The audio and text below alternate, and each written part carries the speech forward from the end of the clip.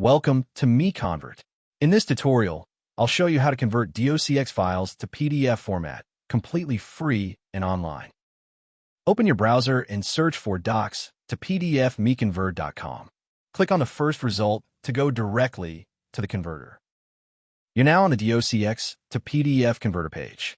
The interface is clean and easy to use. Let's upload a file. Click the Choose File button. A file picker will open. Select the DOCX file you want to convert, then click Open. Your file is loaded and ready. You can see the file name, size, and target format. Click Convert now to start the conversion. The conversion is in progress. You can see the progress bar moving. This usually takes just a few seconds. Done. Your file has been converted successfully. Click Download to save the PDF file to your computer. That's it.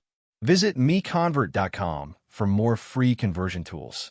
Subscribe for more tutorials. Thanks for watching.